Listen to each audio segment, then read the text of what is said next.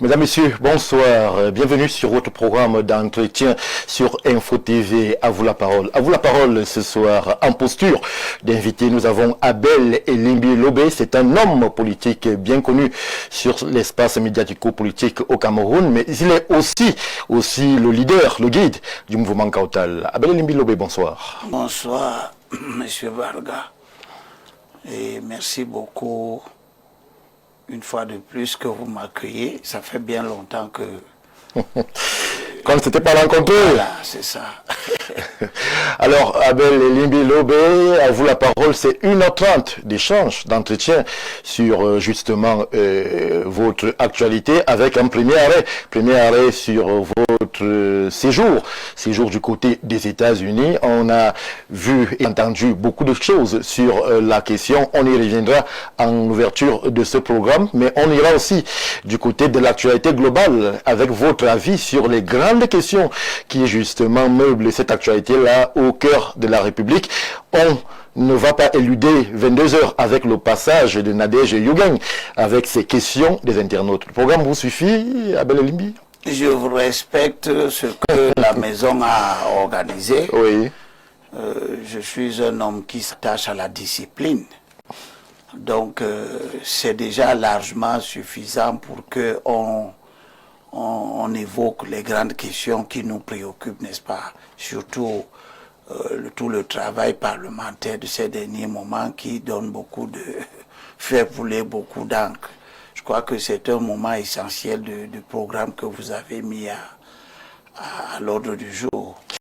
Merci pour la validation, Abel Elimbi Lobé. Tout de suite, on va entrer dans le vif du sujet avec ce voyage qui, je le dis, a fait couler beaucoup d'encre et de salive. Vous étiez du côté des États-Unis, Abel Elimbi Lobé. La première question, celle que l'on se pose dans les quartiers, dans les chaumières, qu'est-ce que Elimbi Lobé cherche du côté des États-Unis? Je suis allé faire en sorte que les Camerounais, d'une manière générale, pour ceux d'entre eux qui sont épris de justice, mais singulièrement les littoraliens qui sont établis là-bas, soient en phase, soient en esprit avec le peuple du littoral qui traverse des moments assez difficiles dont on ne parle pas beaucoup. Oui. Premièrement, une espèce d'ostracisme généralisé dans les milieux professionnels. C'est pas fort, mais c'est la réalité. C'est un peu choqué. Vous savez, cette histoire-là où une espèce de terrorisme intellectuel s'est développé dans le pays où quand vous appelez le chat, il y a des gens qui se lèvent pour vous dire que, mais monsieur, vous êtes tribaliste parce que vous avez dit que c'est un chat. Moi, j'ai pas peur de ce genre de comportement. Donc, il se passe quelque chose au littoral qui n'affecte pas seulement les enfants du littoral. Oui, il se passe quoi? Il se passe que des entreprises sont établies au littoral, oui, n'utilisent pas les enfants du littoral. Elles n'utilisent même pas les enfants du centre, pas du sud, pas de l'est. Une espèce de comportement de tribalisme forcené dont on ne parle pas beaucoup, mais qui fait des dégâts énormes, qui plonge les enfants qualifiés, qui ont des masters, etc. Mais les capitaux qui sont installés au littoral, étant essentiellement des capitaux privés d'origine, parce qu'au Cameroun, maintenant, les capitaux ont des tribus, n'est-ce pas?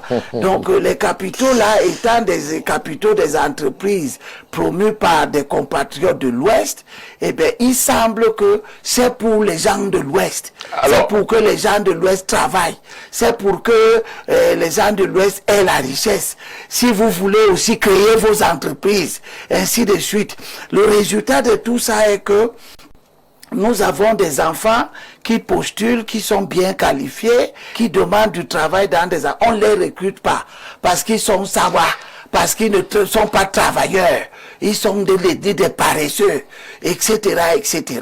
Donc, tout ça m'a amené, j'observe ça depuis, et j'ai voulu rendre compte. Mais il n'y a pas que ça. Abel Elimbi, Oui. puisqu'on introduisait avec votre séjour américain, Oui, j'aimerais bien qu'on trouve le parallèle.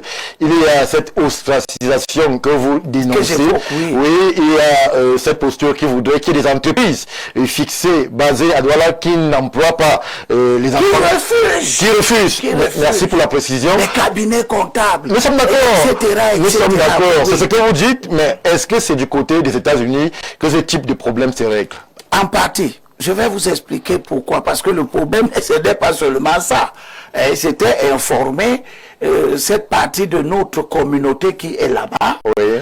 Mais également la question du grand remplacement dans le champ politique. Oui. Le grand remplacement, c'est très important parce que je suis un fervent défenseur de la décentralisation.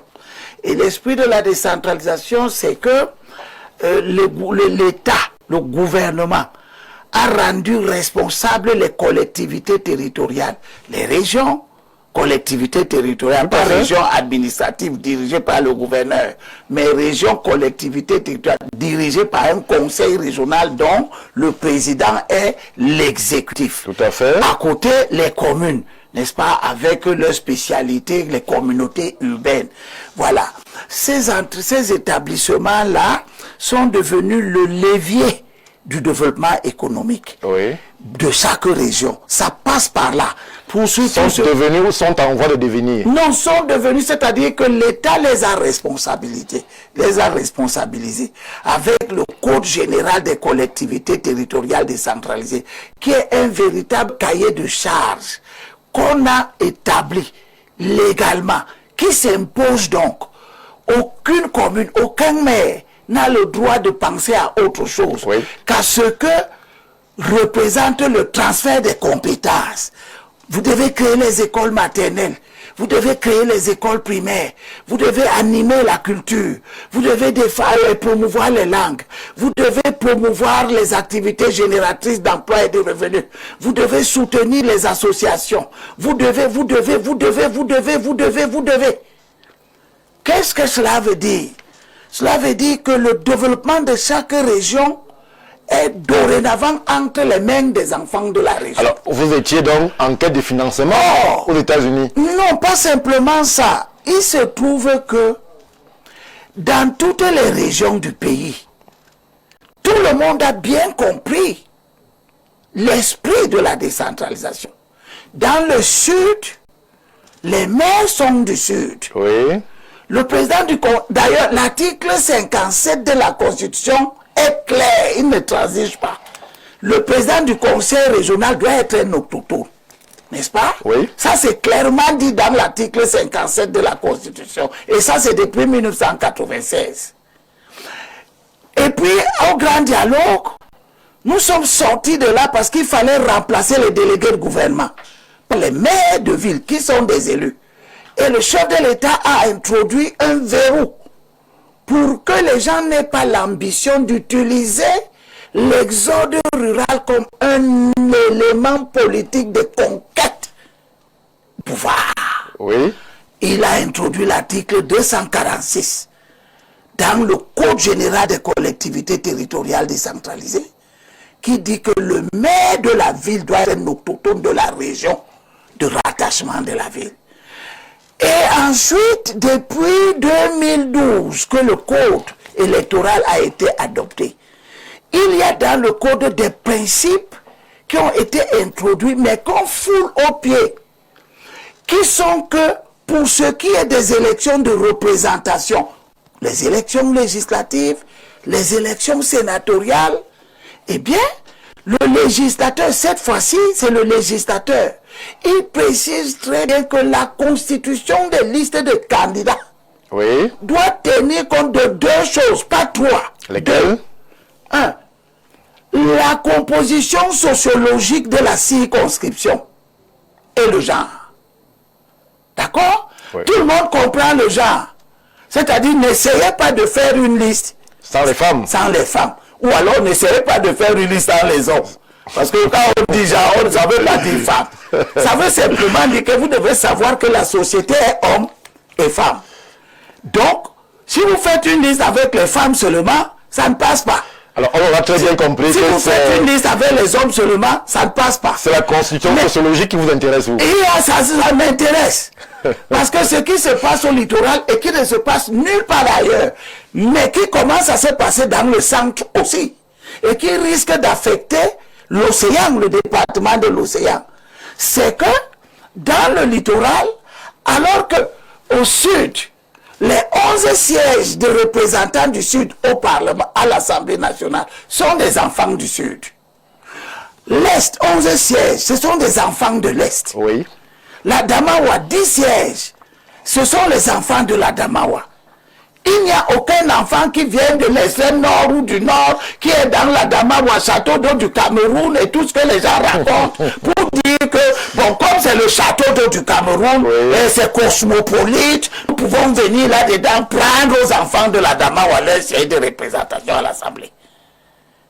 Extrême nord, la plus grande région représentée à l'Assemblée, 29 sièges. Ils sont tous de l'extrême nord, etc., etc. J'arrive au nord-ouest, 20 sièges, anglophones, tous.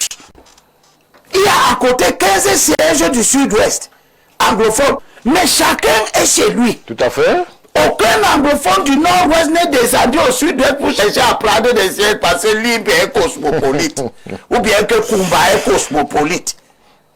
Aucun enfant du nord, du sud-ouest n'a traversé pour aller chercher les sièges au nord-ouest. Parce que Bamenda, c'est la vie de tout le monde. Chacun représente ses communautés autochtones.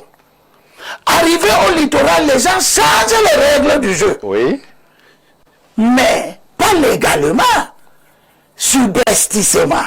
Peut-être en violation de la loi. Bien sûr, en violation de l'article 151. Alors, c'est ce que vous avez expliqué à votre diaspora? Non seulement leur expliquer ça, oui, mais leur montrer et montrer aussi à tous les pays. C'est-à-dire, le message part de là-bas et revient ici.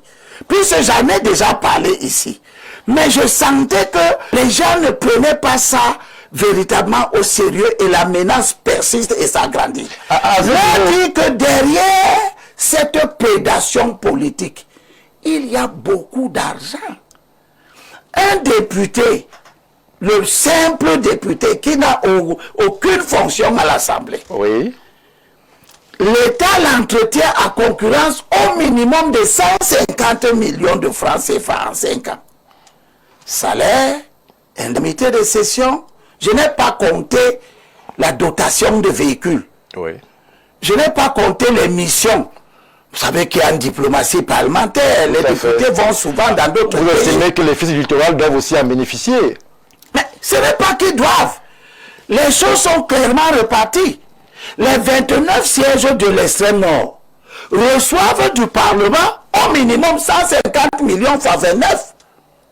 Personne d'autre ne vient mettre la main sur ce pactole. Oui. Pour que les députés de l'extrême nord vivent, fassent de la politique, entretiennent les enfants, ils s'occupent de leur communauté, animent la vie politique, culturelle, parce qu'il y a des fonds politiques là-dedans. On appelait ça à l'époque les micro-projets parlementaires. 40 millions en 5 ans, oui, à raison de 8 millions de francs tous les ans. Ça n'a pas disparu, hein. C'est toujours là. On a seulement changé le nom. Oui. Alors, qu'est-ce qui se passe au littoral? Le littoral, le chef de l'État, conformément à l'article 150 du Code électoral qui précise que c'est le chef de l'État qui attribue les sièges aux circonscriptions. N'est-ce pas? Oui. C'est lui qui dit, par exemple, que la Ménoise a 5 députés à l'Assemblée. On n'a pas dit qu'il dit ça en fonction de la population ou de la surface ou bien du nombre ou du cosmopolite, etc. L'article 150 du Code électoral est très précis, net. Un décret du chef de l'État fixe le nombre de sièges représentant chaque circonscription à l'Assemblée nationale. En réalité, à l'ouest, 25 sièges. Le NUN a 5. Et le chef de l'État, en fonction des pouvoirs que le Code électoral lui donne, il peut couper un département, parce qu'au départ, le code électoral précise que c'est le département qui est la circonscription, comme la commune est la circonscription aux élections municipales, n'est-ce pas? Eh bien, le chef de l'État peut couper un département. Il peut même les mélanger. Le Fundi est un département. C'est une circonscription. Le chef de l'État a mis dedans 7 sièges. Le Vouri aussi est un département. Oui. Mais le chef de l'État a coupé ça en 4. N'est-ce pas? Vouri Centre, 3 sièges. Vouri Est, c'est-à-dire 2 communes. Douala 3 et Douala 5. Les 2 des 5 plus grandes communes du Cameroun. Il a mis ça dans une circonscription qu'on a appelée Vouri Est. 4 sièges. Vouri Sud correspond à Nouvelle. Douala 2, 1 siège. Malgré la population, n'est-ce pas? Vouri Ouest correspond au pays des Belles et Belles. Bonabéry, 1 siège. Ménois, 5 sièges. Mais Noun, il a divisé en 2. Noun Centre et Noun Ouest. Avec 4 sièges dans le Noun Centre, je crois, Noun Ouest, 1 siège. En réalité, chaque région a un nombre de sièges à l'Assemblée. L'extrême nord a ses 29 sièges. Quand je regarde, je vois que tous ceux qui occupent sont des enfants de l'extrême nord. Oui. Le nord qui est à côté a 12 sièges. Tous les enfants qui occupent ça sont des autochtones du nord. Aucun peut n'a traversé pour aller chercher les sièges des Abel Elimi Lobé, ça fait un moment que vous faites ce constat. Oui, mais j'avance dans la réflexion en vous disant donc que cette lutte, j'ai voulu qu'elle soit globale. Elle intéresse les enfants de l'intérieur, oui, comme les enfants de l'extérieur, dans la perspective des prochaines élections. Tout à fait, on va les évoquer dans un moment. C'est-à-dire créer les conditions pour que tous nos enfants sachent qu'il se passe quelque chose que j'ai appelé le grand remplacement. Parce que non, le chef de l'État nous a donné 19 sièges au littoral. C'est pour que les peuples constitutifs du littoral, anthropologiquement, ce qu'on appelle les composantes sociologiques, soient représentés. Or, sur les 19 sièges du littoral, il y a déjà 9 qui sont occupés par des enfants du pays qui ne sont pas des autochtones du littoral. C'est une erreur, c'est une injustice. C'est une injustice grave. Parce que à cause de ça, les Bassa du Vouri ne sont plus représentés à l'Assemblée. Les Bakoko du Vouri ne sont pas représentés à l'Assemblée. Les Pongo ne sont pas représentés à l'Assemblée. Nous sommes déjà dans le Bongo. Oui. Les Belles et Belles, c'est-à-dire Bonabéry, un canton avec un chef supérieur, le chef supérieur du canton Belle et Belle, Milo Mbappé Banda. Aucun de ses enfants n'est à l'Assemblée nationale. C'est Fanja Gabriel qui siège. Alors, la question... Je continue, je vais arriver à toi, tu vas bien comprendre. Oui. Dans le Mongo, le chef de l'État a mis 6 sièges. Il a divisé en 2. Mongo Nord, qui part de Melon jusqu'à Loum. Là-dedans, les composantes sociologiques, ce sont les Mbo du canton Mbo, les Elons du canton Elon, les Bakaka, les Baneka de Konsamba, les Manias de Manjo, les Bonken de Loum, les Bafo. C'est eux. Aucun d'eux n'est à l'Assemblée nationale. Aucun. Le chef de l'État a mis 3 sièges. Sur les 3 sièges, 2 sont occupés par Simé Pierre, qui vient de l'Ouest. Gancham Louis-Henri, qui vient de l'Ouest. Sur les 3 sièges qu'il a donnés à tous ces peuples-là, 2 sont occupés par les ressortissants. Lorsque le constat est fait, la question pourrait être la faute à qui?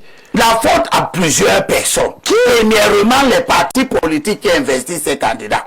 Parce que l'article 151 du code électoral ne parle pas embargo. Vous comprenez? Nous allons lire l'article 151 du code électoral. Ce n'est pas embargo qu'on parle. On parle aux partis politiques. C'est écrit noir sur blanc. C'est à eux que le chef de l'État parle, le législateur parle. À article 151, alinéa 2. Qu'est-ce qu'il dit? Chaque parti politique existant légalement et désireux de prendre part à l'élection dans une circonscription présente une liste complète comportant autant de candidats choisis parmi ses membres qu'il y a de sièges à pouvoir. Vous voyez, c'est pas toi. Oui. On parle aux partis politiques. Et il leur dit dans l'alinéa 3, et c'est un ordre. La constitution de chaque liste de candidats doit tenir compte des composantes, compte des différentes composantes sociologiques de la circonscription concernée. Elle doit en outre tenir compte du genre.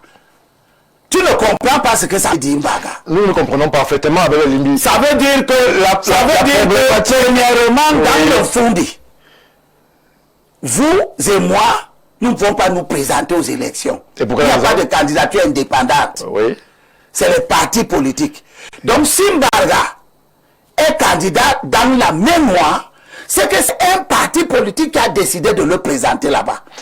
Et le législateur dit donc au parti du RDPC comme de l'opposition. Bien sûr, est-ce que quand j'ai parlé des partis politiques, je vous ai dit un seul. Ça veut donc dire qu'il pourrait y avoir, selon ce que vous évoquez, comme une conspiration contre les enfants littoraux. Ce n'est pas. Si tous les partis s'accordent pas investir les enfants du littoral aux élections, je ne parle ça pas pourrait poser de problème. conspiration. Vous parlez de quoi? Je parle de manipulation. Parce que les gens qui investissent des non-littoraliens, ils savent qu'ils sont en train d'investir des non-littoraliens. Mais ils investissent des non-littoraliens parce qu'ils font un calcul. Lequel? Qui est celui de la démocratie du nombre. On arrive dans le Mungo Sud. Les peuples constituent les composantes sociologiques. Le Mungo Sud commence à Dibombari, il finit à Djombe Peja. C'est le pays des Bakoko du Mungo, des Pongo, des Bankon, des Balong. Donc, conformément à l'article 151 alinéa 3, lorsque les partis politiques s'en vont investir des candidats là-bas, ils doivent regarder les Pongo, les Bakoko, etc. Mais ils font un autre calcul. Et c'est là que le problème se pose. Il y a beaucoup de calculs dans votre affaire. Bien sûr. Quels sont ceux qui sont les plus nombreux ici? Et ce sont les Bamileke. Ils sont très nombreux. Donc si je veux gagner les élections, il faut que je présente les Bami.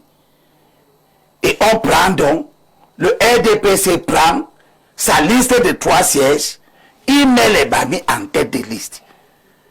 Le secrétaire général du RDPC, il sait ce que c'est que être en tête de liste. Oui.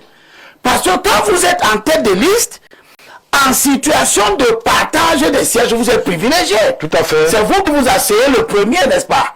Dès qu'on partage les sièges, on occupe les sièges par ordre de présentation sur la liste des candidats. À ce niveau, vous faites bien d'avoir le code électoral à main avec les limites nommées. Mais est-ce qu'on ne pourrait pas arriver, puisque nous constatons, vous et moi, en fonction de la loi, qu'il s'agit d'une violation flagrante de la loi?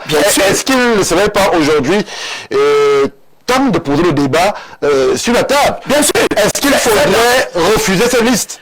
Oui. Au niveau de l'État, par exemple. Oui, c'est ce que nous pensons. C'est pour ça que nous sommes en train d'avertir et attirer l'attention.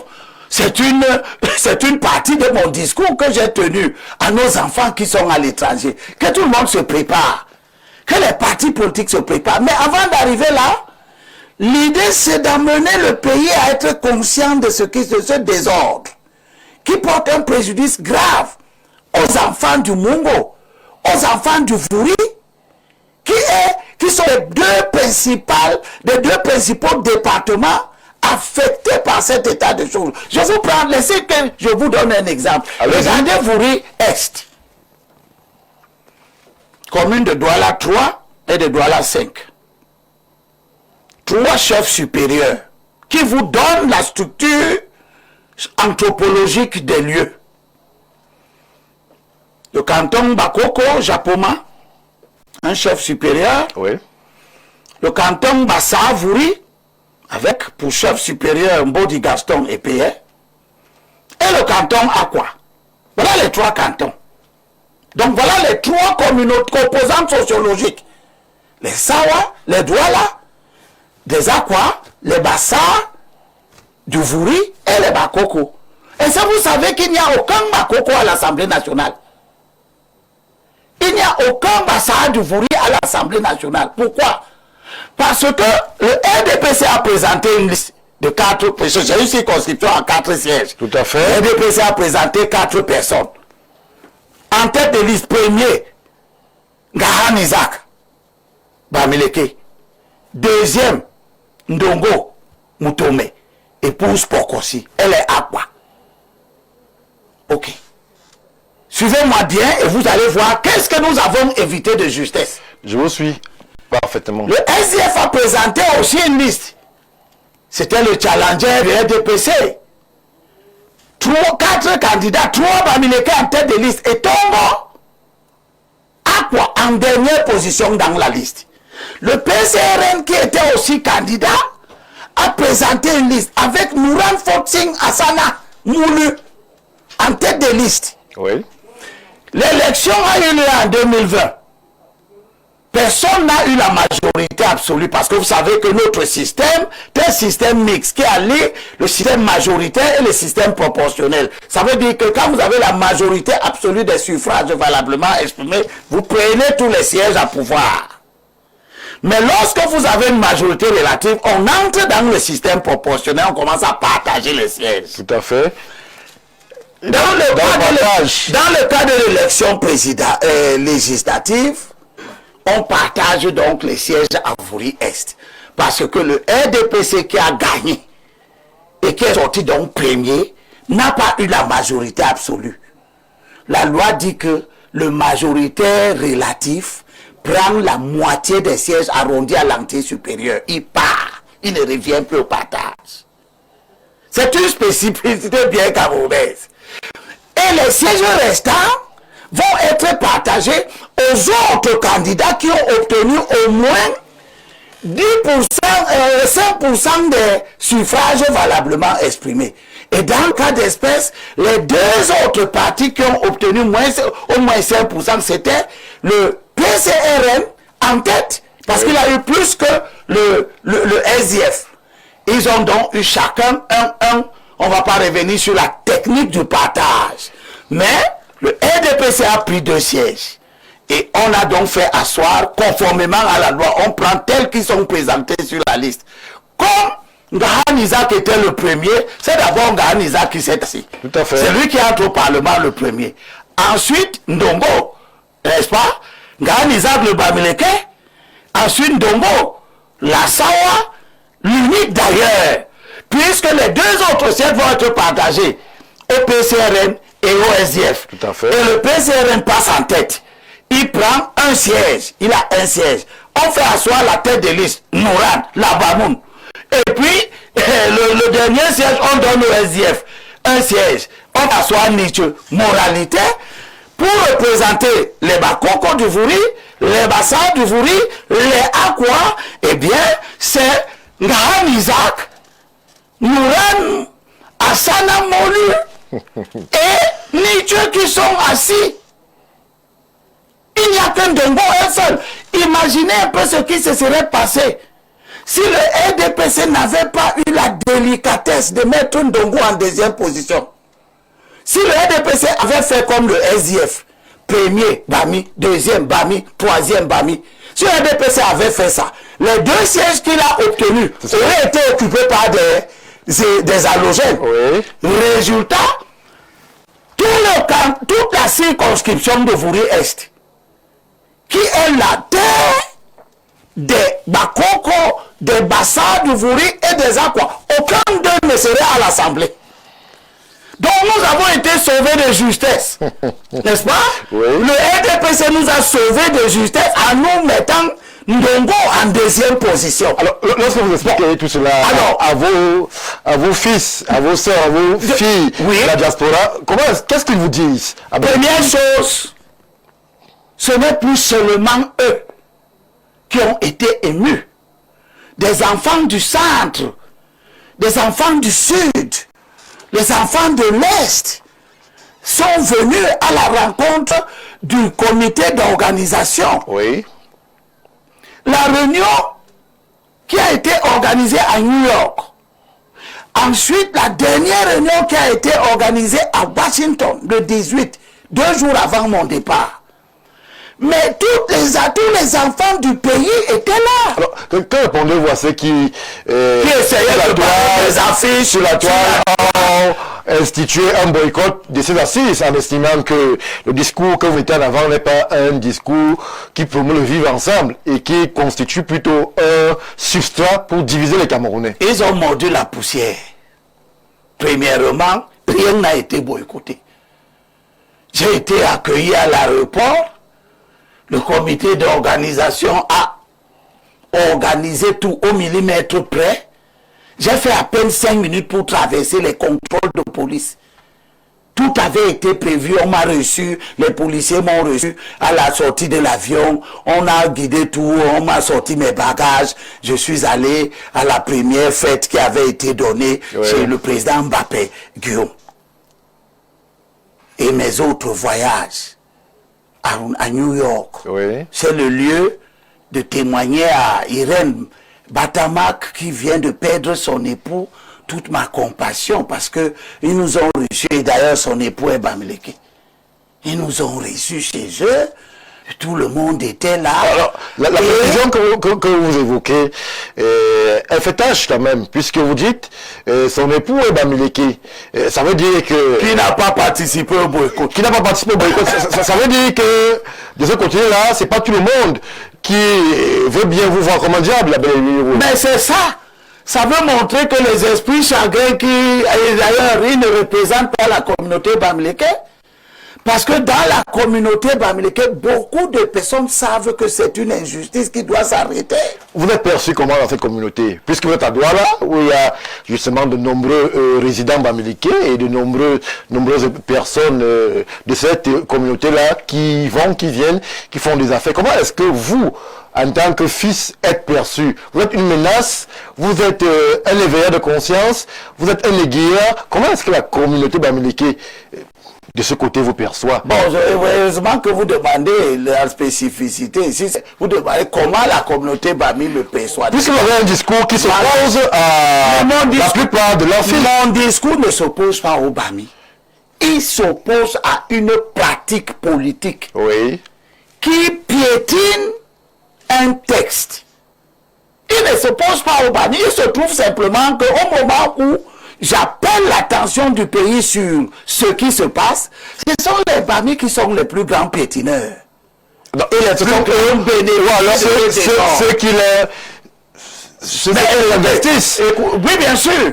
Je vous ai dit que c'est les partis politiques qui sont responsables. Ça voudrait donc dire que dans la constitution politique au Cameroun, les ressortissants de cette région sont nombreux, c'est-à-dire au SDF, au PCRN, au RDPC, de façon à ce que à chaque fois qu'il y a une élection, une consultation électorale ou élective du côté du Vouri, du littoral, majoritairement ce soit les ressortissants de cette région-là qui soient choisis. Mais c'est cette distorsion. C'est une violation de l'esprit du code électoral. C'est ce que j'ai dit.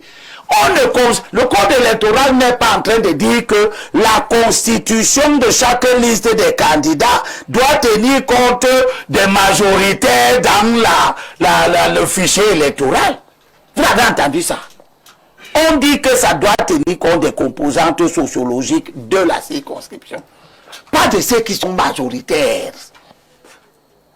Pas des gens qui sont venus là par l'exode rural dans les années coloniales et on est venu là, ce sont les Allemands qui nous ont amenés. Ce n'est pas de ça que le chef de l'État parle.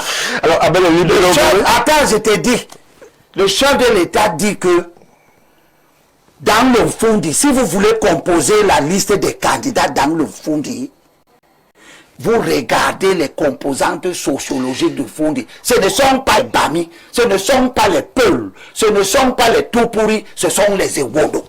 Merci. D'accord? Nous sommes d'accord. Et quand j'ai fini de dire ça, je vous explique donc que il n'y a pas que la façade.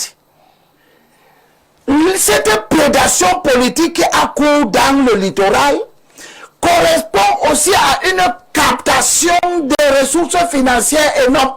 1,3 milliard au minimum en 5 ans que l'Assemblée nationale paye pour les sièges du littoral. Et les 9 sièges qui sont occupés par des non-littoraliens, l'argent qui entre dans leur poche, Oui. prélevé dans ce que l'Assemblée nationale a mis à la disposition des 19 sièges, c'est 1,3 milliard. Un manque à gagner pour... Énorme, colossal. J'attire l'attention des littoraliens sur ça. Parce que ceux qui viennent chercher les postes et qui instrumentalisent le vote tribal, ils ne le font pas pour rien, ils le font pour cet argent. Ils ne le font pas parce qu'ils aiment le littoral. Ils ne le font pas parce qu'ils sont nés au littoral. Nous sommes là depuis 1960. Non, ce n'est pas ça. Je vais vous dire, si ces postes étaient bénévoles, personne ne courrait derrière. Les postes ne sont pas bénévoles. Il y a de l'argent dedans. Et j'ai donc dit que cet argent est payé par le Parlement pour les littoraliens. Parce que le problème ne se pose pas seulement à la députation. Le problème se pose aussi au Sénat. Le chef de l'État, la loi a prévu que 10 sénateurs par région, n'est-ce pas? Oui. Cela suppose que on estime que les régions se valent. Tout à fait. Chacune d'elles a 10 sénateurs. Vous connaissez un sénateur allogène de la région du centre? Non. Vous connaissez un sénateur allogène de la région du sud? Non. Pourtant, le sud est cosmopolite. À Kribi, il y a tout le monde. Avec l'arrivée du port autonome, Kribi est aussi devenu comme Douala un pôle de convergence des populations. Ça n'a rien changé. Les 10 sénateurs de la région du sud sont des enfants du sud. Et c'est juste qu'il en soit ainsi. Parce que les sénateurs sont chargés de défendre les collectivités territoriales au Parlement. Oui. Parce qu'il y a le partage de l'argent qu'on appelle la dotation générale de la décentralisation. 15% du budget national, on doit affecter ça aux collectivités. Et c'est les sénateurs qui sont chargés de défendre ça. Or, à l'extrême nord, 10 sénateurs, ils sont tous des enfants de l'extrême nord. Qu'est-ce qui justifie qu'arriver au littoral, 3 sénateurs sur 10, j'ai fait abstraction de l'épouse de Yinda, qui est du sud. Mais dans nos habitudes, quand tu épouses, tu prends même la communauté. Ou alors le sud passe mieux. Non, c'est qu'elle est du sud, mais elle est mariée dans la Sanaga maritime. Elle devient donc une femme de la Sanaga maritime. Oui. Je l'enlève dans le calcul. Il reste 3. Magaza, Kechanga Célestin, Pierre Flambonga. Ils font quoi là? Qu'est-ce qu'ils font là? Magaza est du RDPC. Sénateur élu. Donc il était dans la liste des 7. On l'a mis là pourquoi? Mangazam est un grand serviteur du parti. Il est connu. Si on veut le récompenser, on lui donne au centre. On ne lui donne pas au centre, on lui donne au littoral. En lui donnant au littoral, on a pris la place de quelqu'un du littoral. Tchanga Célestin, il représente qui pour le compte du littoral? Personne. Il a tout simplement contribué à faire en sorte qu'il n'y ait plus 10 sénateurs de l'Ouest. Il y en a maintenant 11. Puis Flamblon Gayap, sénateur nommé, dont on a même amené le chef de l'État à faire une erreur. Flamblon Gayap représente qui? La preuve qu'il ne représente pas le littoral, c'est que quand nous sommes allés au grand dialogue, il n'était pas dans la délégation du littoral. Parce qu'il était déjà sénateur nommé à cette époque en 2019. Il était dans la délégation de l'Ouest. Exactement comme Mouran, député de Vouri-Est, a pris le micro-projet, l'argent, et est parti investir ça à Pékin Michel, dans le département de son époux. N'est-ce pas? Elle a oublié que Japoma, Bassando, Mondo, Kotindo, Simbi, Makepe, Koto, etc. sont des villages. Et qu'il y a des problèmes d'eau, d'électricité là-bas. Donc ne jouons pas à un mauvais jeu. Oui. Soyons réalistes. Peut-être. Et soyons vrais, Mbarga. Oui. Le Cameroun est un pays de communauté. Il n'y a aucune raison que je veuille parler pour les boulous. Les boulous existent. Ils sont capables de parler eux-mêmes. Ils mettent leurs enfants et nous nous rencontrons là où on parle, au Parlement. Et les boulous défendent des intérêts du centre, du sud, comme les Bassa, comme les Manguissa, comme les Eto. C'est leur région, c'est leur travail de venir s'asseoir là où on partage l'argent national. Oui. Ce que nous appelons le budget, n'est-ce pas? Pour dire que, attention à Evodoula, il faut la route. Mais ce n'est pas Flamand qui va parler de la Sanaga maritime qui est un département, l'un des départements les plus enclavés du Cameroun. Personne n'en parle. Personne ne parle de ça. Vous avez vu, on vient de faire un reportage sur le Maningouba, où on a montré les régimes de plantains alignés, abandonnés en route. Parce qu'il n'y a pas de route dans le Bakken. Il n'y a pas de route. Donc, Simon Pierre, qui dit qu'il est député là-bas, il n'a jamais pris la parole au Parlement pour négocier le budget d'investissement public pour aller construire la route là-bas. Ça ne l'intéresse pas. Ce qui l'intéresse, c'est l'argent qui entre dans sa poche. Alors, Abel Elimbi Lobé, vous... Et c'est de ça que je suis parti parler. Oui.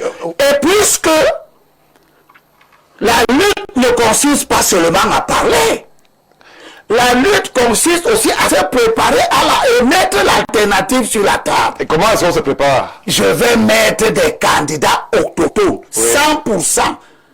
Partout où je pourrais. La seule chose qui m'handicape, c'est que les enfants du littoral eux-mêmes ont tellement été meurtris dans ces choses.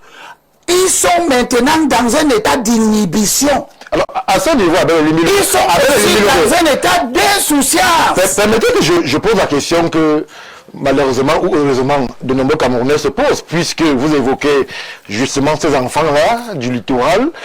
On pose la question de savoir, est-ce qu'il y a cette ressource que vous voulez mettre en avant? Pourquoi? Bon, je vous ai dit que... Permettez-moi de poser la question. Oui. Vous citez Pierre Flambon-Gayap, vous citez Madame Faustin, épouse Molu et autres. Ce sont des personnes. Madame Assana. Molu, épouse Faustin. On connaît Nouran, la députée 2.0, comme elle aime bien se faire appeler. Alors, à ce niveau... Ça veut dire quoi 2.0? Vous lui poserez la question, puisque vous êtes dans le littoral avec elle. À ce niveau, en termes de représentativité, en termes de figures émergentes, des figures installées même, on pourrait aussi dire que les enfants du littoral sont un peu dissolus, comme vous dites. Ils ne s'imposent pas dans la région qui est la leur. Et c'est peut-être pour ça que les autres viennent de façon perfide, permettez-moi l'expression, prendre ce qui leur appartient. Heureusement que vous avez dit qu'ils viennent de façon perfide. Je dis peut-être. Il y a un adage lémandé qui dit que ce n'est pas parce que la tortue marche lentement qu'elle n'a pas droit à sa part. Tu as compris ça? Cessez de dire au littoral qu'on ne vous voit pas. Vous n'êtes pas dynamique. La politique de la représentation, ce n'est pas une question de dynamisme. Parce que depuis que je parle de ça, les esprits chagrins qui sentent qu'ils vont perdre quelque chose si on respecte les dispositions de l'article 151, oui, essayent de trouver des explications. Personne n'a le courage de dire, monsieur Sawa, nous prenons vos sièges parce que nous voulons avoir plus de sièges à l'Assemblée. Personne n'a le courage de dire ça. Et c'est ça qui est la vérité. Les gens qui viennent là, ils ne sont pas Bamileke. 9 sièges qu'on a déjà pris. 7 sont Bami, 1 est Bamoun. Ce n'est pas pour rien. La question peut se poser. Je reviens donc sur ta question dans le fond. Oui. Ça veut dire que c'est aussi organisé. Ce n'est pas fortuit. Ce n'est pas par hasard. C'est organisé parce qu'il y a des failles et des faiblesses. Peut-être. Est-ce que c'est moral que je profite de vos failles et de vos faiblesses? On a donné à chacun sa part. Nous sommes en république de compétition, peut-être aussi. Qui a dit que nous sommes dans une république de compétition entre les ethnies? Qui a dit ça? Je viens d'entendre ça de vous. Donc nous sommes dans ce pays, et vous parlez du vivre ensemble, et vous dites que mes enfants. Donc si je suis dans ma famille, mes enfants, J'en ai 4. Oui. Ils sont en compétition. Abel Limbi Lobé. Mes enfants sont dans une fraternité. Permettez que je précise mon propos puisque... Non, ce n'est pas votre propos. Vous avez simplement relayé quelque chose. Il y a ce propos qui existe, mais la pertinence voudrait aussi que l'acteur politique, lui, ne regarde que le gars politique. Mais on n'est pas en train de dire le contraire. On n'est pas en train de dire que tout ce qui est permis n'est pas édifiant. L'acteur politique regarde simplement le gain politique. Est-ce que tu connais le RDPC? Je prends l'exemple. Est-ce que le RDPC, qui voudrait asseoir sa base puissance dans le littoral, prendrait le risque, par exemple, d'investir un enfant du littoral, dont il est certain que lors de l'élection, il sera battu? Si tous les enfants, si tous les candidats sont des enfants du littoral au littoral, si tous les candidats au littoral sont des enfants du littoral, ça veut dire que si aucun parti politique ne fait le calcul de la démocratie du nombre, vous savez ce qui va se passer? Non, dis-nous. Le vote tribal disparaît. Oui, tous ceux qui votent, ils auront les candidats littoraliens du RDPC en face d'eux. Oui. Ils auront les candidats littoraliens du PCRN en face d'eux. Oui. Ils auront les candidats littoraliens du SDF en face d'eux. Personne n'ira plus dans le foyer. Mais là, on est dans la République idéale. Mais non! On va aller au pays des merveilles. Mais non, puisque c'est déjà, ça a déjà commencé. Je ne suis fait que demander qu'on termine le travail. L'article 57 de la Constitution. Vous le citez beaucoup, mais est-ce qu'en politique, ceux qui manœuvrent dans les coulisses du pouvoir, est-ce qu'ils pensent justement à respecter à la règle ces articles-là? Ils ont raison. Je ne sais pas s'ils ont raison ou pas. Parce que moi, je suis dans la recherche de la justice. La Bible nous dit, je vais vous citer un verset biblique. La Bible nous dit dans Proverbes chapitre 14, oui, verset 34. Proverbes chapitre 14, verset 34. C'est très important que vous ayez ça à l'esprit. La justice est ce qui élève une nation. Nous sommes d'accord. Pas les combines. D'ailleurs, le roi Salomon, qui est le sage, il dit que mais le péché est quelque chose de honteux pour les communautés nationales. Oui. Donc, nous devons aspirer en permanence à construire un pays sur des bases justes. Si on a décidé que le centre a 28 personnes à l'Assemblée, est-ce qu'il est juste qu'il se retrouve 40? Non. L'Ouest, on a décidé que l'Ouest a 25 personnes. 5 dans le Noun, 4 dans le Bamboutos, 2 dans la Mifi, 2 dans le Ndé, 5 dans la Ménois, 3 dans les hauts plateaux, 3 dans le Haut-Cap, et 2 dans le Kouki, etc. Ça fait 25. Est-ce qu'il est juste que les Bamlékés se retrouvent à l'Assemblée nationale, d'abord l'Ouest? Est-ce qu'il est juste que l'Ouest se retrouve à 34 ou à 36? Autant de questions que je te dise pourquoi ils sont 36. Pourquoi le propos? Oui, on va faire le premier break avec le Limbi. Oui, je te dis pourquoi ils sont 36. Dites-moi. Dites-nous. Puisque vous avez 25 à l'Ouest. 5 Bamoun comme c'est prévu. Personne n'a traversé le fleuve Noun. Pour aucun Bouddha n'a dit que les Noun sont petits, ils sont combien, etc. On va prendre les sièges des Noun. Ils sont restés chez eux dans le Bamboutos. Ils ont leurs 4 sièges. La Ménois a 5 sièges. Il n'y a personne qui a dit là-bas que comme le Hongkong, c'est seulement 2, ils sont qui? Ils payent combien d'impôts? On va prendre les 2 sièges du Hongkong. Chacun est resté chez lui. Oui. Au final, les 25 sièges de l'Ouest sont occupés par 25 enfants de l'Ouest. Chacun chez lui. Et le vivre ensemble est là-bas à 100%. La Ménois vit ensemble avec le Bamboutos. Chacun respecte l'autre. Arrivé au littoral, on commence à dire que oui, les Savoies, ils sont combien? Ils payent combien d'impôts? On prend leur place. Nous sommes ici depuis Si je pars dans la Ménois, je ne vais pas trouver les gens du Bamboutos qui sont dans la Ménois depuis. Résultat, sur les 6 sièges du Mongo, 4 sont des ressortissants de l'Ouest. Ça fait déjà 25 plus 4. Ils sont déjà 29. Ils arrivent chez les Belles et à Bonabéry, un siège que le chef de l'État leur a donné, qui était dernièrement occupé par Eddy Mondoubé Oscar, un enfant de l'âge. Comment il s'appelle? Eddy Moua fait la malice de quitter le SDF pour aller au RDPC.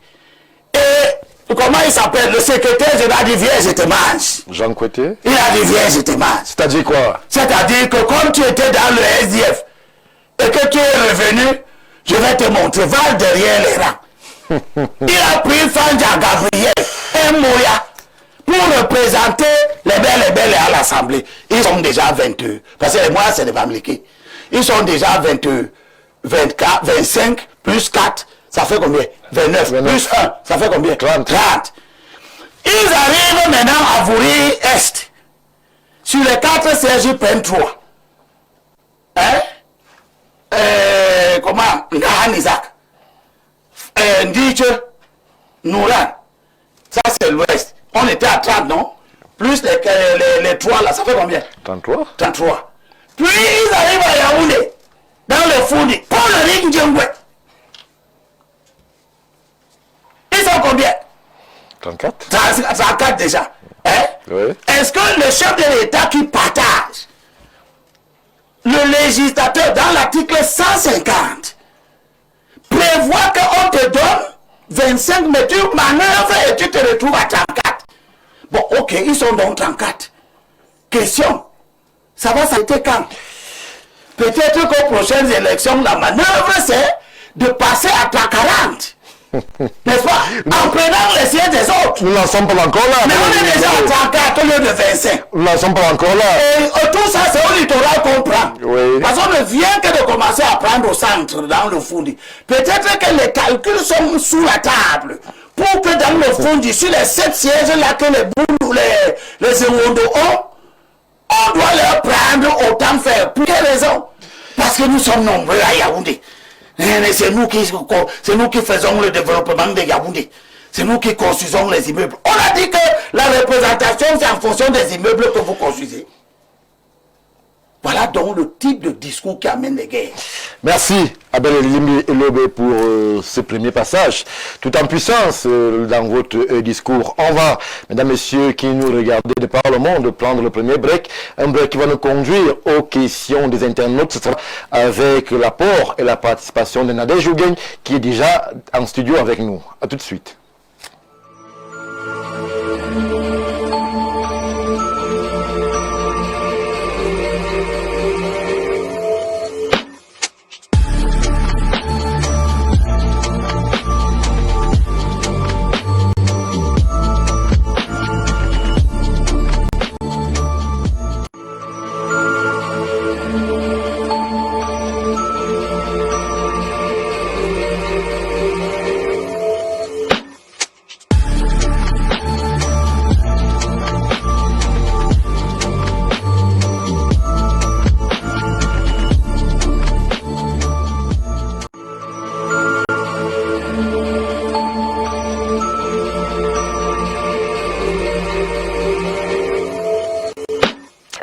Retour sur le plateau de À vous la parole. Nous sommes toujours en compagnie de notre invité VIP de ce soir, Abel Elimbi Lobé, avec qui nous avons fait en première séquence le feedback de son séjour américain.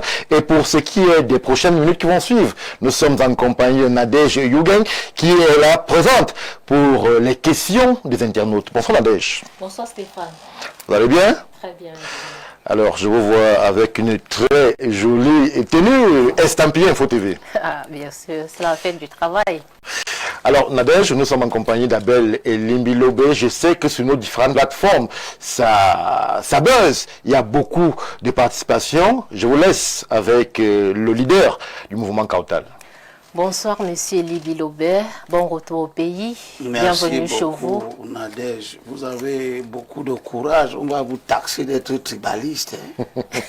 Parce qu'au Cameroun, maintenant, quand les gens ne sont pas S'ils ne sont pas capables de vous dire que vous êtes une belle créature, ils vont vous dire que vous êtes tribaliste. D'accord. On prend tout, on met dedans. Quand quelqu'un n'a plus d'arguments contre vous, il dit ah, vous êtes tribaliste. Alors qu'il vous poignarde. Bonne fête du travail, monsieur Libilobe. Oui, bon, merci, mais moi, je ne suis pas travailleur, je suis chef d'entreprise. Encore que je ne m'occupe plus tellement de mon entreprise, c'est mon épouse qui la gère avec mon petit garçon qui a un master en finance et comptabilité et que personne ne veut prendre au travail. Vous voyez? Donc, il s'occupe maintenant de mon entreprise. D'accord. Et les cabinets comptables, les cabinets d'audit, partout où il postule, comme il est sawa, on ne le prend pas. D'accord. Monsieur Libilobe, le principe de cette rubrique est simple. Vous le connaissez déjà, vous devez tout simplement apprécier les questions qui sont proposées par nos internautes. Alors, vous avez effectué un court séjour privé de 3 semaines du côté des États-Unis. Était-ce un voyage privé, un voyage politique ou alors vous étiez tout simplement de repos? C'était, bon, tout ça. Est-ce qu'on vous a invité sauf un voyage public. Parce qu'un voyage public, c'est un voyage que l'État organise, il vous envoie en mission. Je n'étais pas envoyé là-bas par l'État du Cameroun. Ce sont les Camerounais qui sont là-bas, les Sawa. Organisés, ils ont leurs associations, on appelle celle-là Mboa Sawa au Amérique. Mboa Sawa en Amérique, c'est eux qui ont organisé ça. Ils m'ont fait l'honneur de me donner un prix en 2023, que peut-être j'ai amené ici pour vous le présenter. Et j'aurais dû partir l'année dernière pour prendre ce prix. Malheureusement, l'agenda politique du pays m'a amené à ne pas partir. Mais mon visa date depuis l'année dernière. C'est depuis l'année dernière que j'ai obtenu le visa pour faire cette visite politique que le gouvernement américain a autorisé que je fasse. Donc cette fois-ci, après l'élection présidentielle, et quand nous avons vu que les tensions politiques créées par les acteurs chimériques qui sont l'Union africaine, ils se baladent partout, les Issa Chiroma et tout ça. Quand on a vu que tout ça s'est calmé, eh bien, j'ai estimé que le moment était venu pour partir. Je suis parti. C'est donc un voyage privé. C'est un voyage, mais c'est un voyage politique. Je ne suis pas parti faire le tourisme. Mais c'est invitation. Oui, oui, invitation des Sawa qui sont là-bas. Exact. Et lorsque je suis arrivé, il n'y a pas que les Sawa qui se sont manifestés. Il y avait les Bamileke aussi qui se sont manifestés. Oui, oui, oui, dans la soirée du... Positivement.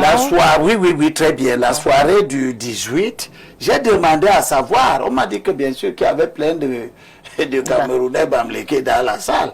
N'est-ce pas? Comme ça, les esprits chagrins qui ont occupé Facebook pour bavarder, barrer mes affiches. D'accord. Ont mordu la poussière, ils étaient obligés d'aller prendre des images du désordre qu'ils avaient fait en France, dans le conseil de grâce des cas. Pour associer. Pour donner, pour diffuser ça, pour montrer qu'ils sont en train de faire aussi le désordre. Comme si, un, ils avaient le pouvoir de faire du désordre. Deux, ils avaient la liberté de faire du désordre. Trois, qu'ils pouvaient terroriser les Camerounais. D'accord, monsieur Libi. Tout ça a échoué. La visite que j'ai faite aux États-Unis a été organisée au millimètre près. Carole Mbarga, qui est du Nyong-Esso, c'est elle qui a organisé la visite à l'ONU. Parce que c'était une session importante pour la question des minorités et la préparation de l'élection de ce nouveau secrétaire général qui est en cours. Elle avait d'ailleurs voulu que je rencontre l'un des leaders de la Nouvelle-Zélande où la question des minorités se présente, mais mon agenda était extrêmement tendu. On n'avait pas trouvé le temps pour ça. Je voudrais remercier Carole Mbarga pour toute son implication dans l'organisation. Mais il n'y a pas que elle. Il y a Madame Bala, qui m'a suivi dans toutes les interviews de radio, de presse, etc. Et qui est d'ailleurs la seule personne qui était habilitée à prendre la parole après moi dans la journée du 18, le grand meeting en quelque sorte, parce que c'était pas un meeting en tant que hommage. D'accord. Monsieur Libilobé, il se dit que votre présence a divisé la diaspora camerounaise avec la dénonciation du LACAM États-Unis. Mais le LACAM est une nébuleuse qui ne représente rien du tout. J'étais dans la communauté bamileke, mais allez demander au Sawa, demander au Gondo, demander à tous ces gens, pour eux le LACAM n'existe pas. Ça existe dans les têtes de quelques personnes ici. Le LACAM n'a pas à se mêler. Si, moi je ne sais pas déjà ce que c'est. Mais si le LACAM existe en tant qu'organisation, il doit bien s'aviser qu'aucune autre organisation culturelle, traditionnelle camerounaise ne s'est mêlée de ce genre de choses. Je n'ai pas entendu le LACAM quand les Bamileke cassaient les ambassades en France. C'était le moment où il devait prendre la parole pour dire ne cassez pas les ambassades. D'accord, je suis arrivé à Washington. Vous avez dit ça n'existe pas. L'ambassadeur m'a reçu. Il m'a fait visiter une ambassade rénovée, propre, belle, avec des dorures partout dans la grande salle. Son bureau est formidable. Nous avons discuté. Et j'ai profité de cette occasion pour féliciter tous les Camerounais des États-Unis pour avoir gardé minutieusement notre représentation diplomatique au plus fort de la crise qui a entraîné des désordres inimaginables qu'on n'a vu dans aucun autre pays africain. Alors, vous savez qu'aucun pays africain n'a jamais détruit ses représentations diplomatiques à l'étranger, non. C'est au Cameroun que les illuminés ont estimé que pour chasser bien du pouvoir, il faut casser les ambassades. Alors, ils ont donc cassé les ambassades. Le voilà qui est toujours là. Monsieur Libilobé, il se dit, des mauvaises langues disent que vous détestez les Bamileke. Que vous répondez-vous? Ça n'a pas d'importance. N'a pas d'importance. Je revendique les droits de ma communauté. Et comme s'il y a beaucoup de Bamileke qui profitent du désordre et qui vont perdre si jamais j'avais raison, alors ceux qui vont perdre, c'est eux qui bavardent. Pas de conflit Bamileke Sawa? Pourquoi? Conflit pour aboutir à quoi? Vous savez, j'ai 2 titres fonciers à Sable, en Bagna, qui sont occupés par des Bamileke. L'État du Cameroun n'arrive pas à les enlever. Ils doivent quitter. C'est des titres fonciers que mon père a laissés. La communauté des Bonamans a 93 hectares. Le titre foncier 13 599. Complètement occupé par les ressortissants de l'Ouest. Il faut que les gens cessent de dire ce genre de choses. Parce que s'ils veulent qu'on les déteste, on va vraiment les détester. Pour le moment, on est dans la coexistence. Monsieur Libi, on parle de vous. Oui, je dis toujours que ce n'est pas parce que la tortue marche lentement qu'elle n'a pas droit à sa part. Les Sawa sont lents à réagir. Ce n'est pas une faiblesse, c'est une longue culture de l'hospitalité. D'accord. Si les gens continuent à nous sonner la tête avec des discours de cette nature-là, ils verront le réveil.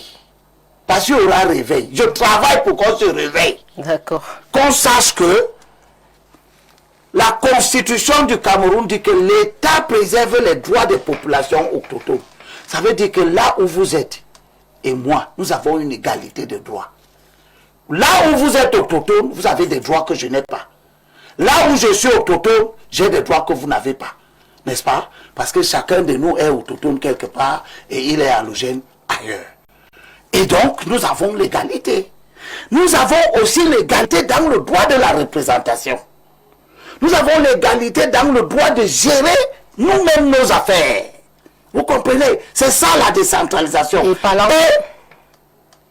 nous avons gagné une deuxième manche en 2019 au Grand Dialogue. Lorsqu'il fallait enlever les délégués du gouvernement nommés par le chef de l'État pour les remplacer par des maires élus, tous les calculateurs de mauvais aloi était en train de calculer que oui, comme nous sommes les plus nombreux à Yaoundé, nous allons prendre la communauté urbaine de Yaoundé. D'accord. Comme nous sommes les plus nombreux à Douala, nous allons prendre la communauté urbaine de Douala. Paul Biya Diop, il a introduit l'article 246. Si tu n'es pas autochtone, tu ne peux pas être maire de la ville. Résultat, aucun Béti ne peut être maire de la ville de Bafoussam. N'est-ce pas? Oui. Aucun Sawa ne peut être maire de la ville de Bolova, ni de la ville de Kribi. Et inversement. Résultat, vous avez beau vous considérer comme ceux qui payent le plus d'impôts à Douala, ou en Konsamba, ou à Edeya. Vous ne pouvez pas être maire de la ville d'Edeya si vous n'êtes pas un autochtone du littoral. D'accord, monsieur Libilo. Le ciel n'est pas pour autant tombé sur la tête des bannis, des peurs, des ci, des ça. Chacun est simplement chez lui. D'accord. Et nous demandons aujourd'hui à l'État, il faut clarifier l'article 171 du Code électoral qui dit exactement la même chose que l'article 151. L'article 171, je vais vous lire ça, il parle des communes. Il dit que l'élection des conseillers municipaux a lieu au scrutin de liste en vote préférentiel ni panachage. Alinéa 2. Chaque commune constitue une circonscription électorale. Alinéa 3. C'est très important que tous nos compatriotes et vos téléspectateurs écoutent ça. La constitution de chaque liste doit tenir compte des différentes composantes sociologiques de la commune concernée et du genre. On n'a pas dit de tenir compte des allogés. On n'a pas dit de tenir compte des gens qui payent les impôts. D'accord. Hein? Libilo-Bé. Comme il y a des gens qui pensent que c'est eux qui payent les impôts au Cameroun et que les boulous ne payent pas les impôts. Libilo-Bé, c'est compris. Alors, vous avez reçu le prix du mérite pour la défense des droits des minorités aux États-Unis, plus précisément dans l'État de Maryland. Ce prix représente quoi pour vous? Écoutez, vous savez que le pays a eu une erreur grave en 2022 qui était le coup de poignard terrible qu'on a donné aux enfants de Bonanjo. Vous savez, vous ne connaissez peut-être pas l'histoire, mais les Bonanjo sont l'une de nos rares communautés qui ne connaît que l'expropriation. Les Allemands les ont expropriés. Vous connaissez l'histoire de l'expropriation du plateau Jos, n'est-ce pas? C'est à cause de l'expropriation du plateau Jos qu'on crée New Bell. New Bell, c'est en allemand Neubell. Le mot a commencé comme ça. On a seulement francisé ça après. C'est-à-dire qu'on a enlevé les gens au plateau Jos et on les a poussés à l'est derrière. Le derrière, là, c'est ça qui est devenu New Bell. L'État allemand a pris les terres des enfants de Bonanjo. Quand la France a gagné la guerre et patati et patata, on a cru casser l'Allemagne, on a récupéré ses possessions coloniales, on n'a pas restitué aux Bonanjo leurs terres. L'expropriation a été consolidée.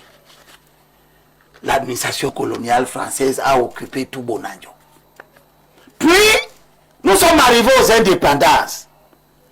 Nous-mêmes, nous sommes donc devenus gestionnaires de notre propre sol.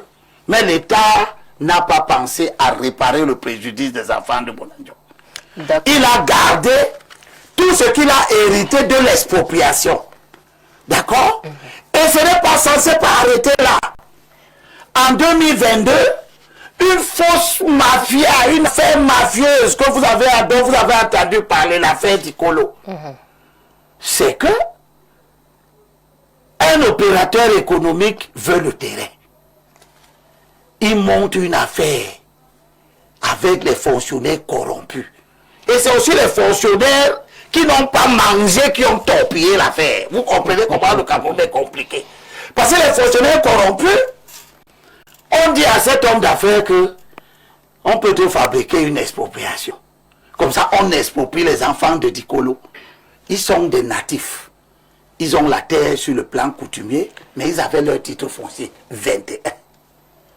On va les arriver, on va arracher le terrain, on va faire semblant de donner le terrain là à l'État, en lui fabriquant 3 titres fonciers, parce que la loi sur l'expropriation pour cause d'utilité publique prévoit que vous appelez qui?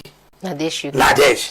Si l'État exproprie Nadège, l'État mute le titre foncier de Nadège au profit de l'État. Entendons par l'État lui-même et ses démembrements, les collectivités territoriales ou alors les entreprises de droit privé qui peuvent avoir une mission de service public. On donne le titre foncier à l'entreprise qui va bénéficier de l'expropriation. Or, ici, dans l'affaire d'Icolo, on ne va pas donner le titre foncier à l'entreprise privée, puisque c'est une entreprise privée, c'est un privé qui vient mentir au gouvernement en disant je vais construire un hôtel 6 étoiles. On casse donc les enfants de Dicolo. On ne met pas les noms des propriétaires des titres fonciers dans le décret d'expropriation pour les indemniser. Aucun d'eux n'est cité dans le décret d'expropriation pour être indemnisé. D'accord. Et puis, laissez-je terminer, très important. Puis maintenant, on fabrique à l'État 3 titres fonciers. Le 924 Vouri, 925 Vouri, 926 Vouri. Posés sur les 21 titres fonciers des autochtones. Première conséquence, cela veut donc dire qu'on n'a pas exproprié les autochtones, puisqu'on n'a pas muté les titres fonciers. Mais qu'on a mis l'État dans une situation de délinquance foncière.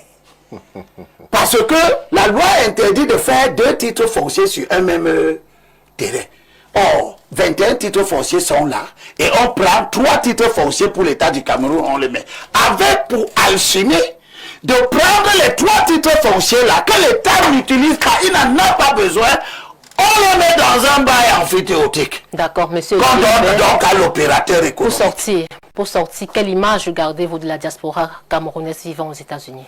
Ben écoutez, la diaspora, celle qui m'a accueilli, était une diaspora extrêmement... D'abord, j'ai trouvé des enfants très dynamiques, qui gagnent beaucoup, parce qu'ils sont dans leurs différentes... Ils sont dans leurs différentes activités, ils sont très prospères. Il y a un homme d'affaires là-bas qui est originaire d'une camp, Maurice Ntok, principalement du petit village de Konjok, qui est prospère et qui m'a invité à Miami avec une grande délégation qui m'a accompagné et qui est un bras assez important dans la communauté camerounaise, l'organisation par exemple de la convention des Sawa qui a eu lieu à New York, qui venait d'avoir lieu au Canada et qui se prépare déjà à Atlanta. À tous ces gens-là, je voudrais les remercier de m'avoir distingué. Et ça montre que pendant que nous posons des problèmes et que ceux qui malicieusement profitent, vous savez, quand il y a le désordre, il y a des gens qui profitent. C'est comme les guerres, vous voyez, il y a les gens qui profitent de la guerre. Ils torpillent tous les efforts pour que la guerre s'arrête. Tant que la guerre est là, c'est bon pour eux. S'ils peuvent vous empêcher de mettre un terme à la guerre, ils vont le faire. Parce que ça leur fait du bien, n'est-ce pas? C'est exactement la même chose au Cameroun. Il y a des gens qui profitent des injustices. Tant qu'ils peuvent empêcher qu'il y ait un éveil de conscience, ils vont le faire. Ils essayent, ils tirent les ficelles, oh, libère tribaliste. Parce que si on m'écoute, la première conséquence, c'est que les 7 Bamileke qui sont députés au littoral ne seront plus députés. Tu sais pourquoi ils seront plus députés? Aucun d'eux ne peut être député à l'ouest. Ni tu es Bafang, non. Ni tu es Bafang. Sa circonscription, c'est le Woka. Il ne peut pas battre Kwemo. Ni tu ne peux pas battre Kwemo dans le Woka. Il ne peut que être député au littoral. Pourquoi? Parce qu'il va aller dans les foyers dire aux Bamileke que c'est nous, nous vont avoir les sièges. Nous sommes entre nous, donnez-nous les voix. Donc si on m'écoute et on décide d'appliquer l'article 151 dans son esprit et dans la lettre, les candidats vont être tous des autochtones de la région. Le vote tribal disparaît. La communauté bamileke installée au littoral va choisir, elle va participer aux élections si elle le veut, mais elle va choisir parmi les enfants du littoral. On va peut-être dire que on va punir Elimbi parce qu'il nous a fait perdre du Dieu. Mais vous n'allez pas avoir le choix. Vous n'allez pas voter Elimbi, mais vous allez voter Dalé. Vous n'allez pas voter Elimbi, mais vous allez voter Essombe, n'est-ce pas? Et le vote tribal va simplement disparaître. Oh, Mbara, et toi, vous entendez tout le monde dire que le vote tribal, le vote au Cameroun est tribal, non? C'est pas ce qu'on dit. Oui. Comme si c'était une malédiction. Voilà donc les situations pour lesquelles le vote tribal fonctionne. Si on décide demain, et c'est ce que nous exhortons le gouvernement à faire, parce que le gouvernement a déjà empêché qu'un allogène ne soit président du conseil régional. Il a déjà empêché qu'un allogène ne soit maire de la ville. Nous lui demandons, termine le travail.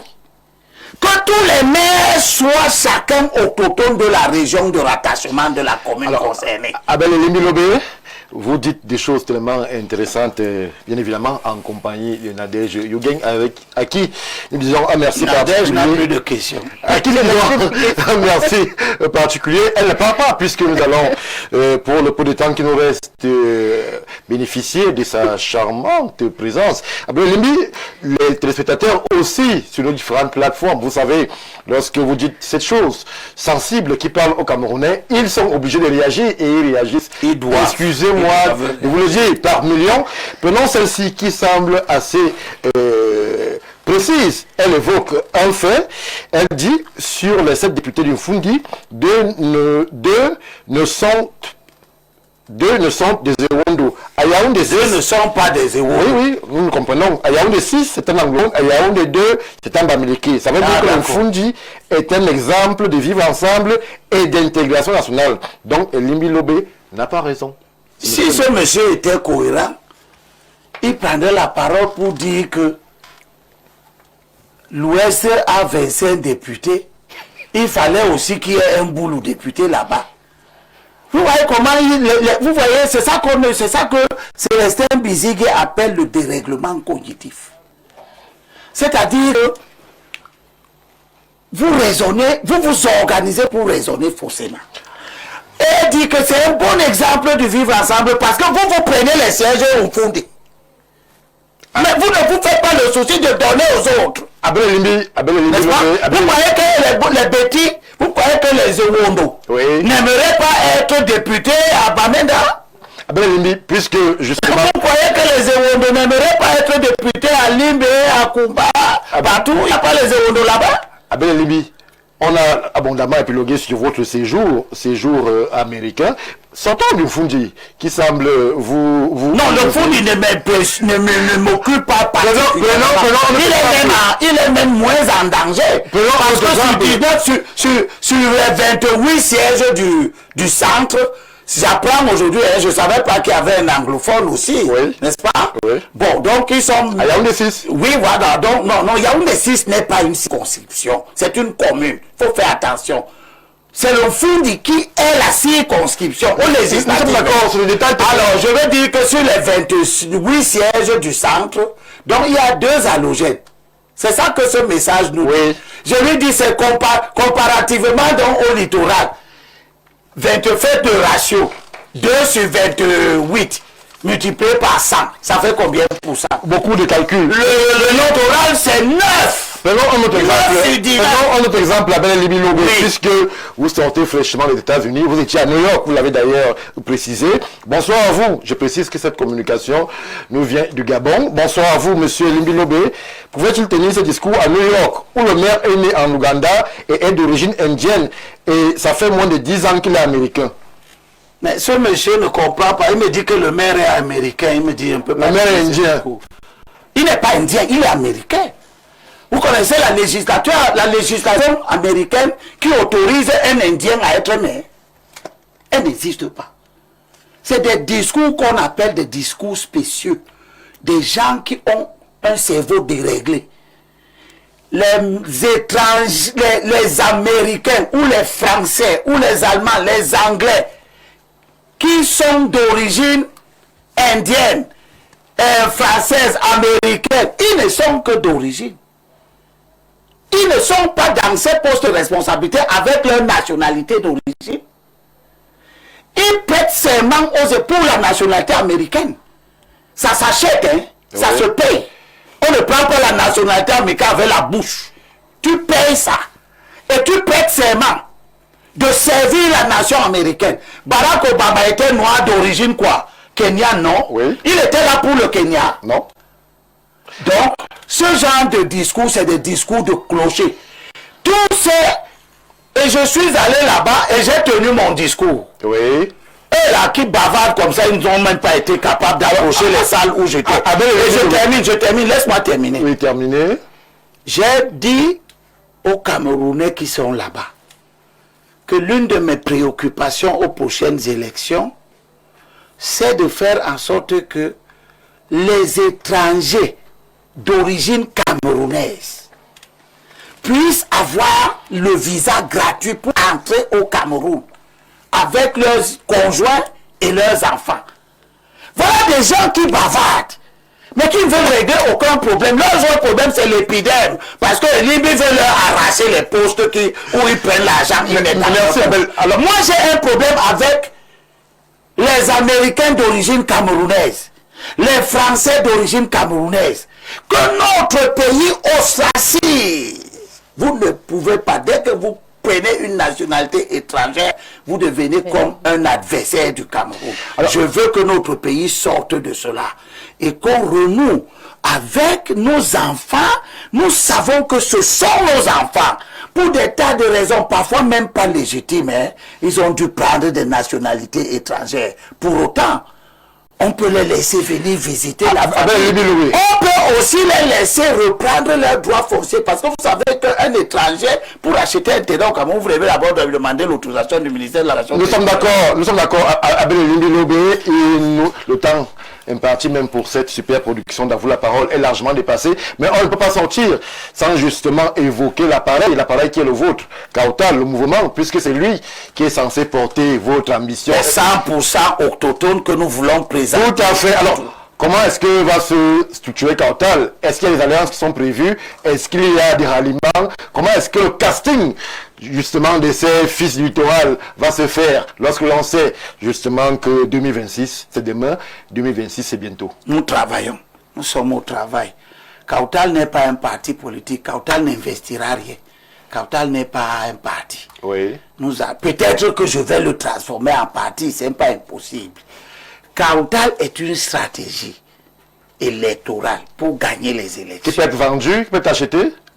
Non, bon, c'est notre stratégie. Maintenant, Zimbarga aussi est d'accord avec. Il vient, on fait ensemble. Ce n'est pas une stratégie pour le littoral. Oui. C'est une stratégie qui a été conçue parce que, premièrement, nous avons constaté que les partis politiques de l'opposition sont faibles. Faible implantation. Est-ce que vous savez que aux dernières élections législatives de 2020, là, il y avait 17 circonscriptions. Sans représentant l'opposition. Sans candidat de l'opposition. Oui, nous sommes d'accord. Faible implantation territoriale. Alors, deuxième chose, c'est très important. Faiblesse des ressources humaines.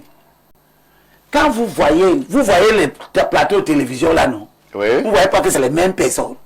Quand vous entendez FCC, vous voyez qui? FCC de Nidio. Vous voyez c'est Bangwa Forobert. Vous voyez qui d'autre? Quand vous entendez Capral Libi, vous voyez qui? Vous voyez les mêmes personnes, n'est-ce pas? Ce n'est pas pour rien. C'est parce que les partis d'opposition n'ont pas de ressources humaines. La stratégie Kautal consiste donc à faire alliance, à aller prendre la ressource humaine dans la société civile, oui, dans les syndicats et aussi dans les partis et les mettre ensemble. Parce que nous avons constaté que nous perdons les élections. Ce n'est pas parce que le RDPC triche. C'est pas, c'est faux. Tous ceux qui vous parlent de fraude, là, c'est des menteurs. Je suis dedans.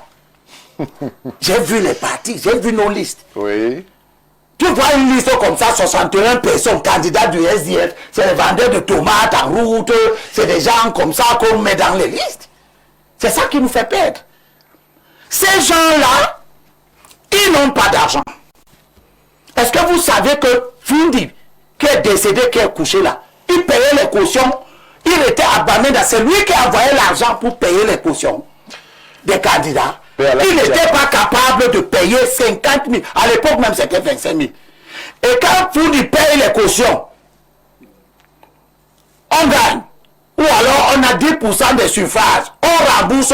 Les gens qui touchent ces cautions-là au trésor volent ça. Ils ne renvoient pas l'argent à Fundi. Fundi a fait ça plusieurs fois. De suite, il a décidé qu'il ne paye plus les cautions. Les partis politiques sont donc faibles. Oui. Si nous voulons battre le RDPC, évitons la dispersion du vote contestataire. Merci. En nous organisant pour que face au RDPC dans chaque circonscription, on ait une liste de consensus. Merci. Les partis politiques refusent ça. Quand vous refusez ça, parce que j'ai déjà fait le tour. J'ai parlé. J'ai été voir les gens. J'ai demandé même des rendez-vous à certains qui ont refusé. Ils ne veulent pas. Parce que tu sais pourquoi ils ne veulent pas? Non. Je vais te dire. Le RDPC a piégé tout le monde en faisant en sorte que quand un parti politique participe aux élections et qu'il a au moins 5% de suffrage, il reçoit l'argent public. Donc tu as les partis politiques qui acceptent de perdre les élections pourvu qu'ils aient 5% de suffrage pour recevoir l'argent public. Oui. Mais, comble de malheur, cette disposition entraîne donc la prolifération des candidatures qui, au final, n'ont donc pas 5%, ne reçoivent donc pas l'argent public. Voilà le vice dans lequel on se retrouve. Abel Limbilobé, de retour des États-Unis, on a eu beaucoup de plaisir à échanger avec vous, à apprendre justement sur ce voyage-là. Vous l'avez dit, vous êtes désormais aux avant-postes pour révéler les littoraliens, les fils et filles du littoral par rapport justement aux consultations électorales à venir. Le mot de la fin, Abel Limbilobé. Je voudrais dire aux enfants du littoral que ce n'est que vous qui pouvez développer le littoral. Oui. Personne d'autre ne va développer le littoral. Voilà 34 communes. Il y a des gens qui sont les maires là. Il y a à peu près 7 maires à Logène. Aucun n'a construit une école maternelle.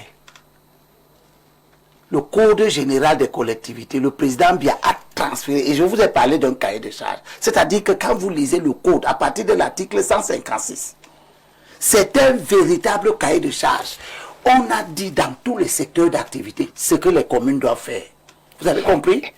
Vous devez créer les écoles, vous devez créer les entreprises de transport pour transporter les enfants.